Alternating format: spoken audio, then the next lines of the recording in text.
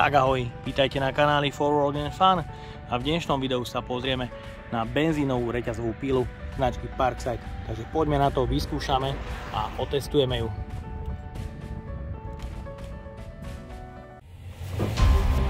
A taktiež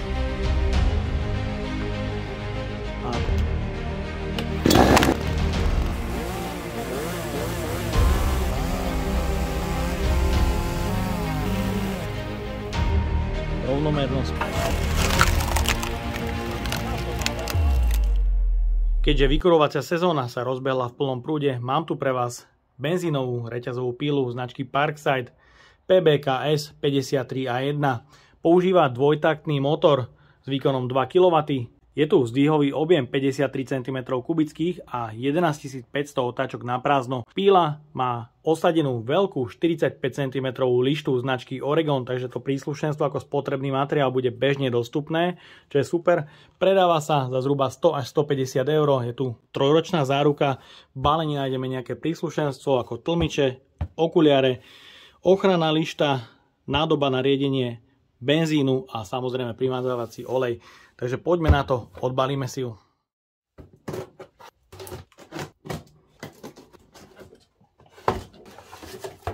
V balení nájdeme užívateľský manuál. Ďalej je tu 500 ml nádoba na olej pre primazávanie reťaze. Ďalej je tu nádoba s objemom 500 ml pre benzín, ktorý musí byť nariedený správne v pomere 1:40. V balení sú taktiež ochranné pomôcky, ako okuliare a taktiež základné tlmiče sluchu.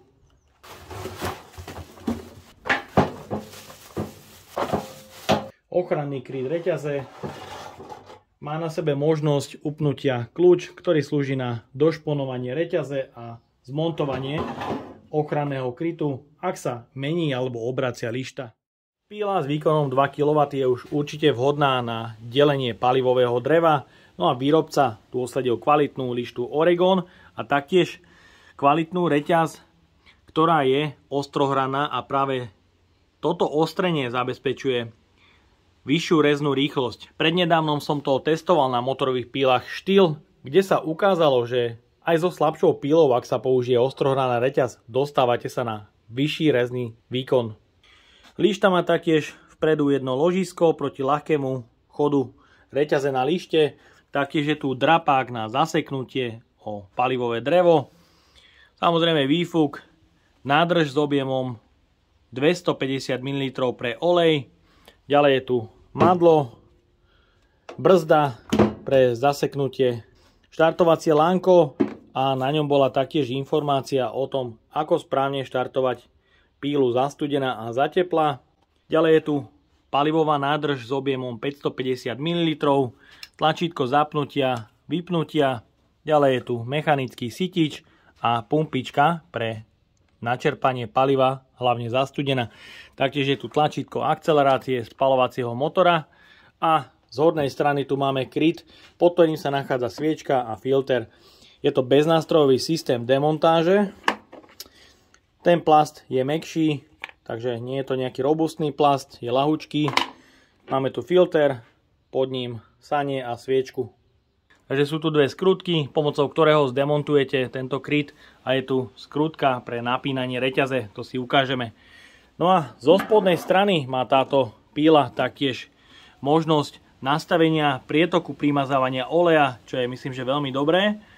No a taktiež môžete vidieť, že píla je odvibrovaná systémom. Výrobca použil silen bloky.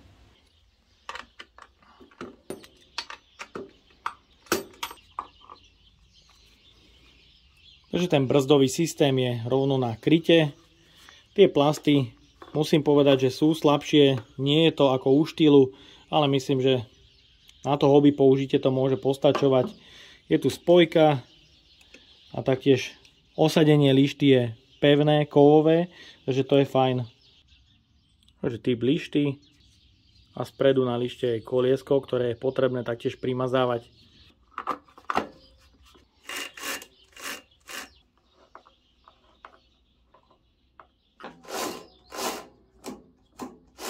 Určite dobrá vychytávka, že na tejto malej 500 ml nádobe je mierka pre doliatie benzínu a druhá mierka pre správne nariedenie oleja s benzínom. No a to prvé spustenie určite odporúčam toho oleja o čosi viacej, ale zase netreba to preháňať, pretože tá píla bude potom extrémne dymiť.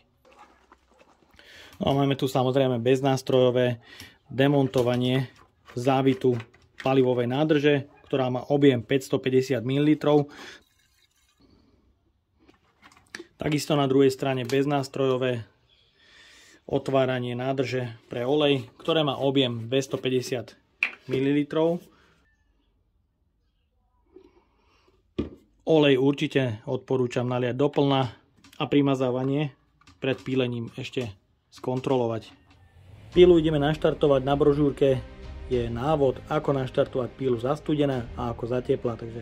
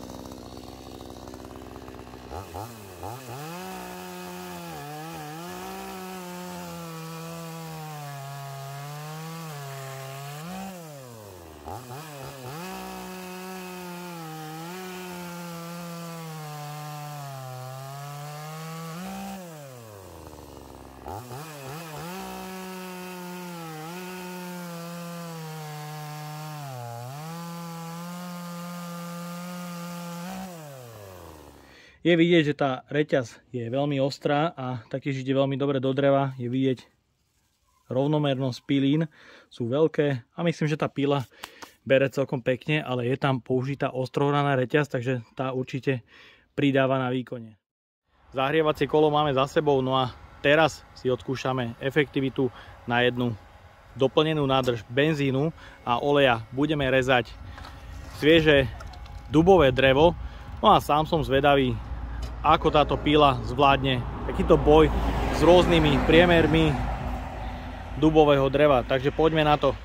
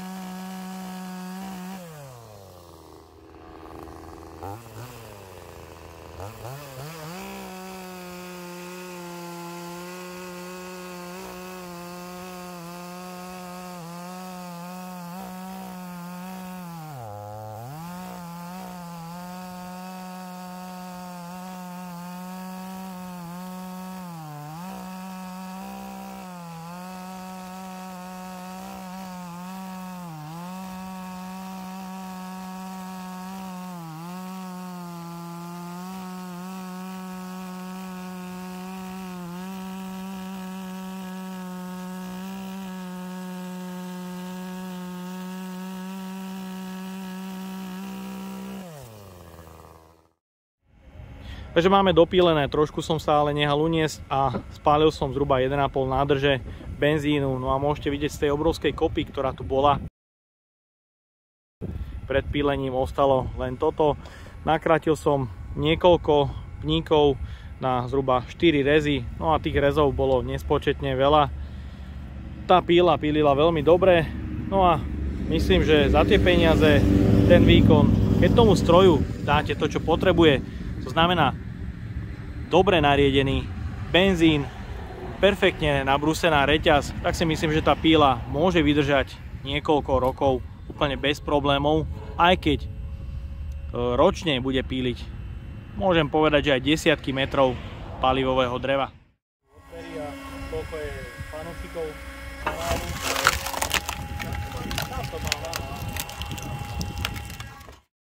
Musím povedať, že ma tá píla celkom milo prekvapila svojou reznou rýchlosťou a hlavne to, že výrobca použil rovno do série ostrohranú reťaz, ktorá určite napomáha zvyšovať reznú rýchlosť. Na druhej strane ale musím povedať, že tá 45 cm dlhá lišta je možno trošku brzdou pre tú pílu, ale takto s ňou môžete krátiť aj také extrémy ako 45 cm peň, ktorý som rezal ja, dubový. S ňou vyšlo prepíliť úplne bez problémov. Určite tú pílu chválim za možnosť nastavenia primazávania oleja na lištu a taktiež vynikajúci, jemný, ľahký štart za štartovacie lánko. Ide to veľmi dobre. Jediné, čo by som tejto pílke vypíchol, je, že má zvýšené vibrácie. Mohli ste vidieť, keď som mu položil na betón, doslova do pár sekúnd spraví 360 stupňovú otočku a taktiež určité použité plasty. Ochranný kryt je extrémne mäkký, no a keď som dával dole kryt, pod ktorým sa nachádza filter. Je tam cítiť taktiež, že tie plasty nie sú tak pevné, ako by mali byť. Takže ja dúfam, že sa vám dnešné video páčilo. Ak by ste ma aj vy chceli podporiť finančným príspevkom, dole do popisu vkladám link na PayPal Donate. No a odo mňa je to na dnes všetko. Ak sa vám toto video páčilo, dajte like, potvrďte odber a zvonček, aby vám už neušlo ďalšie video. Ahoj!